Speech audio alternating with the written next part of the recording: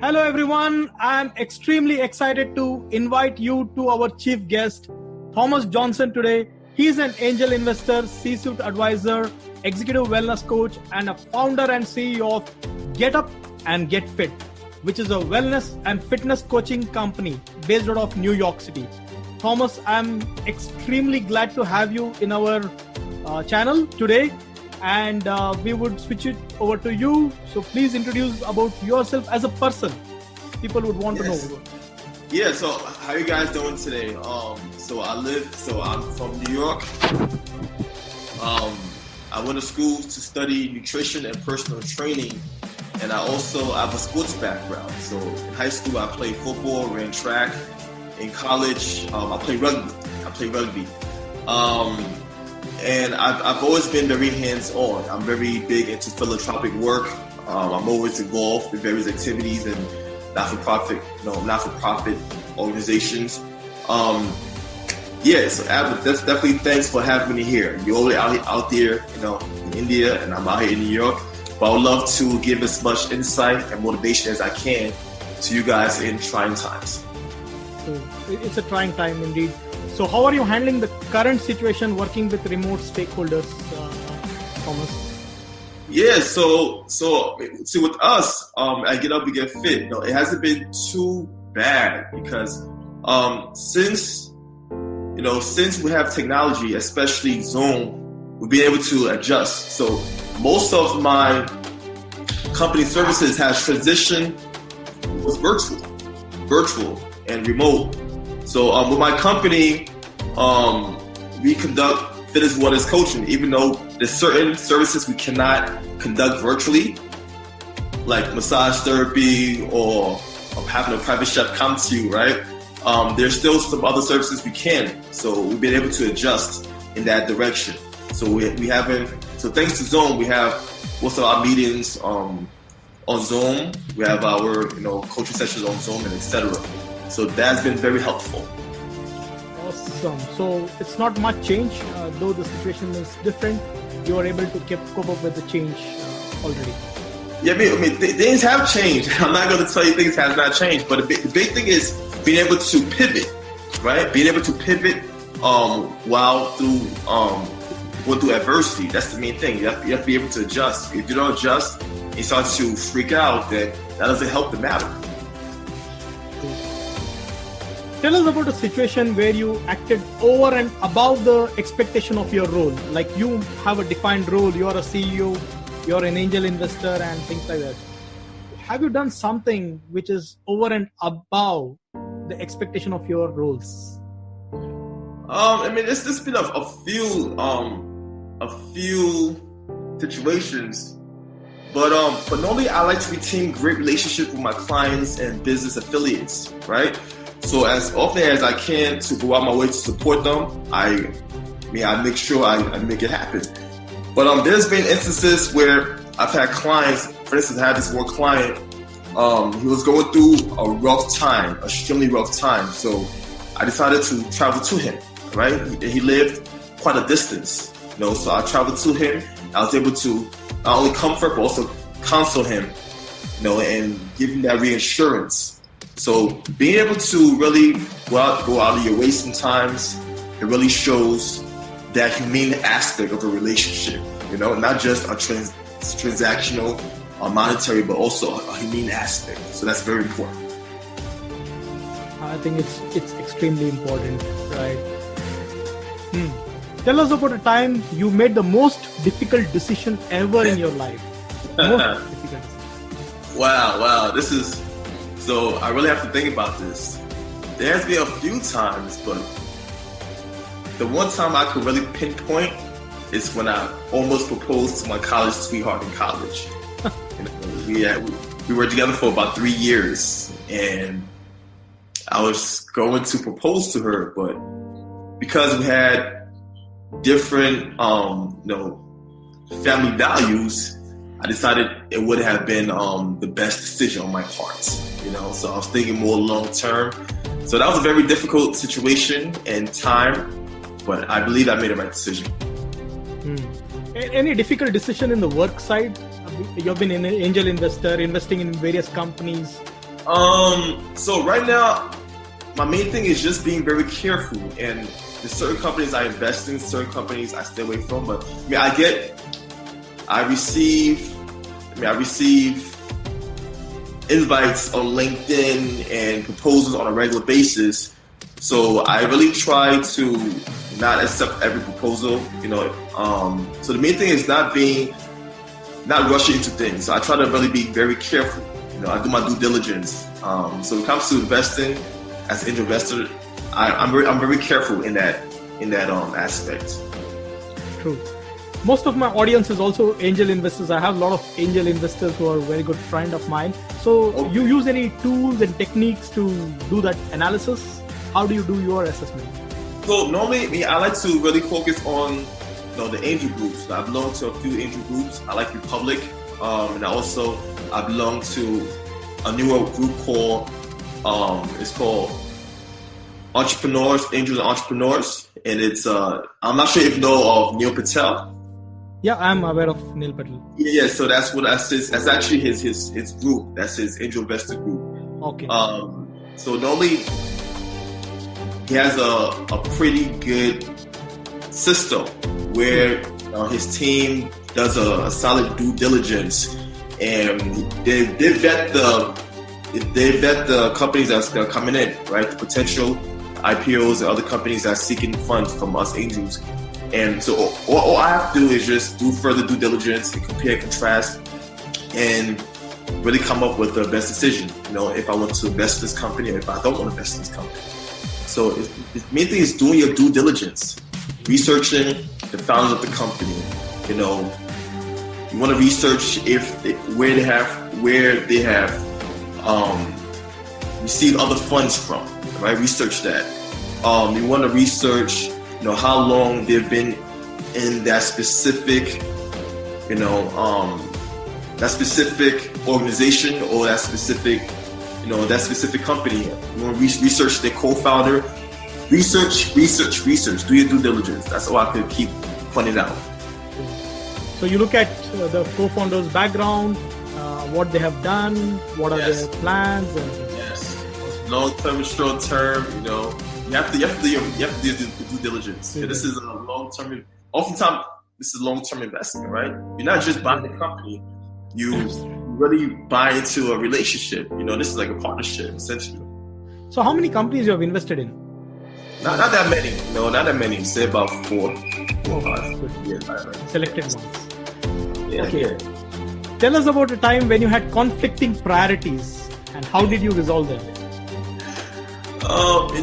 So what I've realized over the years, when faced with conflicting priorities, it's always a good thing to take a minute to analyze situations, because oftentimes our pride and ego get in the way, right? Us as men especially, we tend to rely on our ego oftentimes. But it's easier when you put your pride and your ego aside.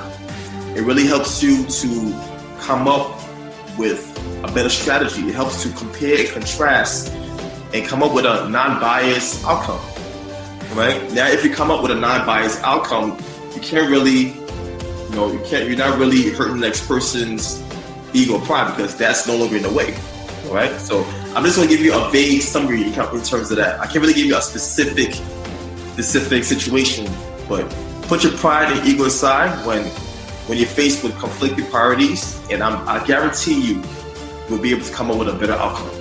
Absolutely. I agree with your point completely. Describe something you've done to improve performance of your work unit or yourself if you don't have a work unit.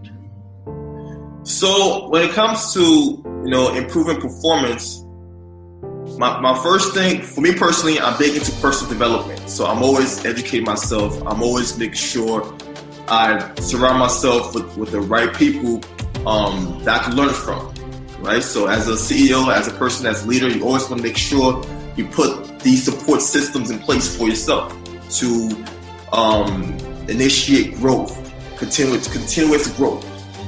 But also, I believe in consistent communication, all right?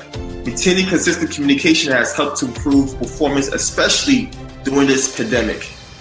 So, like around this time, I have my team conduct a virtual team workout because I love working out. My company focus on nutrition, wellness, and lifestyle. And by working out, that definitely helps me to stay ready, right? To make sure I'm ready to face whatever obstacles. So by having these virtual team workouts has actually been very beneficial because it shows that that we're still working together as a unit, even though we're not there physically, but we're still coming together at a specific time and working out. And I've also conducted various workshops, once again via a virtual platform. Awesome. And actually, I'm a bit sore right now from yesterday's workout. So this is going pretty well. So how big is your team? I mean, it's a small team, It's a small team. So the way my company is situated, we are a concierge company. So I have a lot of independent contractors working for me. So we work with corporations and and busy business professionals, level executives. So basically, we create a water support system for these folks, and I connect them with various wellness coaches like massage therapists, private chefs, yoga instructors, etc. And these coaches travel to the clients. So I'm able to really grab any massage therapists or professionals from different states, different parts of the United States. But I put them through a vetting process before connecting them to our client base. So it's very robust in that nature.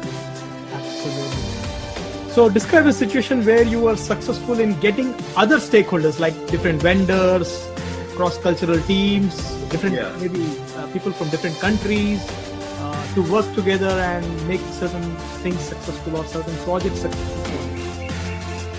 Yeah, so when I plan events, I normally tend to give my stakeholders specific roles. Now, by giving them specific roles, hinting, being specific, they tend to work together effectively. Why? Because they are playing their part in that program. But at the same time, they don't feel overwhelmed because I'm not overbearing them. I'm not giving them something that's too hard or too much. So they're not feeling overwhelmed, but they still feel involved. And they're not feeling overzealous. So you have to be able to really be very strategic when it comes to working with stakeholders, various partners. Because like I said, once again, ego gets in the way. And so you have to really come with the approach of what makes sense. How can I make this person happy? How can I make this person happy? How can we bring everyone together without having conflicting interests? So by giving a stakeholder a specific role that they're able to execute very efficiently and effectively, definitely helps. This way there's no conflict of interest. So you really want to keep this in mind when working with various stakeholders and investors and people in your team. Be very specific and strategic. Yeah, it's an awesome thing. Be clear on your roles and be specific. Specific is terrific, right? So I like that. I'm gonna have to take that one from you. Okay. What is the future of work according to you? How do you define it as you perceive it today? The future of work is virtual and remote, especially after going through this pandemic. I mean, we're still going through this pandemic right now. Things are definitely going to change. Things are not just going to go back to the so-called normal, right? More companies are going to realize that they can save money by having the employees work remotely, since they have already experimented with this concept. So by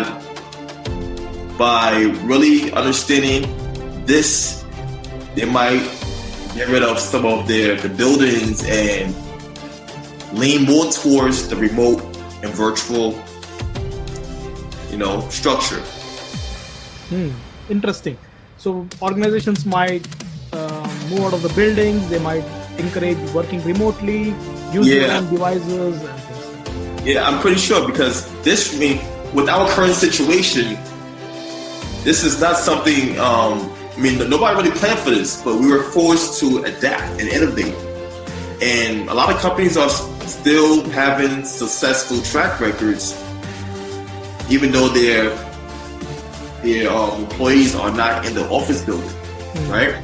So it only makes sense to decrease some of that expense and reallocating those fundings into other focus in the company. Yeah. The next question is, it's a pain question because many of my audiences have been asking this question. Should people be really worried about their jobs ahead? What do you advise to them? I read an article on CNBC recently that claimed 22 million Americans filed for unemployment within a month. It is true that people are losing their jobs at a rapid rate due to our current situation, but this is also a lesson in disguise on the importance of not being too comfortable, So I would advise people to start being more innovative when it comes to creating an income stream. So instead of just relying on your 401k or your pension, you might want to be a little bit more strategic, because especially within New York, funding has run out, and I'm not really sure in terms of future pension and 401k how solidified that's going to be. So really having ways to pivot and be strategic with other ways to build an income stream might be your best, your best, not just asset, but something you should really lean onto. What are your thoughts on this? Yeah, absolutely. I fully agree because already I'm seeing the trend. People are moving to remote working. Forget about depending on a company to provide them job. People are moving towards gig economy. Gig economy is where people are creating their own opportunities. Yes. In fact, I am also doing a separate coaching around this area where I'm helping IT professionals to switch over to digital entrepreneurship. Exactly. Help them, use their own technical skills, create digital products, and be their own company rather than do this for some other company. I think this is going to change a lot, and there are opportunities. I see with this also is an eye-opener to be on your own, build your own empire, create more jobs. I think that's the major thing which is going to happen in the days to come. Yeah, because the more valuable you are, right, the more you could earn. That's just the law of income, the law of generating money, revenue. The more valuable you are, the more income you can generate. It's just that simple. And if you're able to create more value through your skill set, there's no reason why you shouldn't be able to generate a nice income.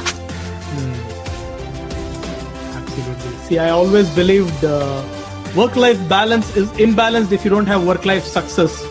So what is your definition of work-life success? So I'm going to use Earl Nightingale's definition of success to help. Okay, I think the audio is low. Can you hear me? Yeah, you're good. Okay, but I can't hear you clearly. Okay, let me see.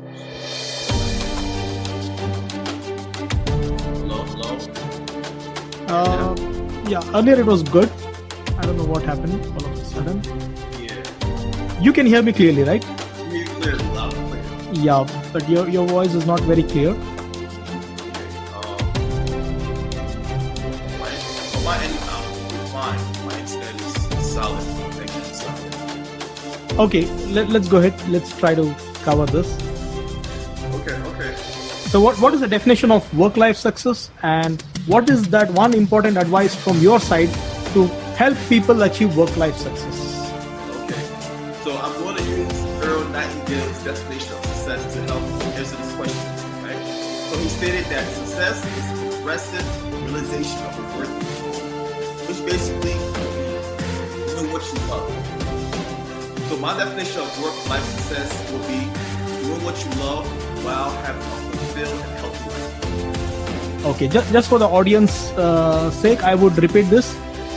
You talked about Earl Nightingale's definition of success to help answer this question.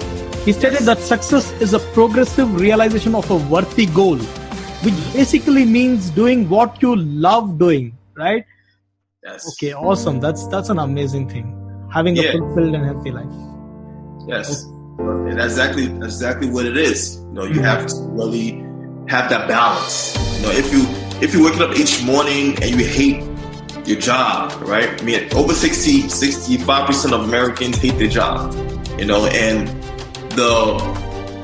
the rate of heart attacks is the highest on a Monday morning for the time from 7 a.m. to 9 a.m.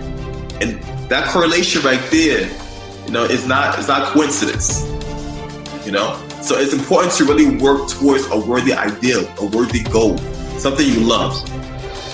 I think it's a powerful message, because if people start doing what they love, and if they can create an income based on that, then they will be able to also balance work life and achieve work life success. Balance. I think balance is an old term, so work life success is a new term. So let's do it. I like that term. Right. So any other last advice you want to give to this audience? So the last advice I'm going to give to you guys is pivot, and pivot. Learn to pivot, learn to be innovative, especially during times like this. And don't stress. So you should use this time to reflect on what you're currently doing. All right. Do you like what you're currently doing? How can you improve on what you're currently doing? All right. Reflect. All right. Then once you reflect, then come up with various strategic ways and means to take action towards your new goal. All right. So you might have worked in a job that you hated, but now it's time to find something you love, or find something you're good at. Use this as don't look at this as something negative. Use this as ways and means to overcome and get better. Okay? I believe in you. You got this. Absolutely. I think it's a really powerful message. I think my audience would love this message from you, Thomas Johnson. We are really glad to have you on our show, and love to have you again and again very soon. Thank you so much for joining this call. Hey, you watched Thomas Johnson. It was an amazing interview with him. He is an angel investor and a CEO of Get Up and Get Fit from New York, USA. You are going to get more and more such very eminent personalities on my show. Do subscribe, like, and share. Looking forward to hear back.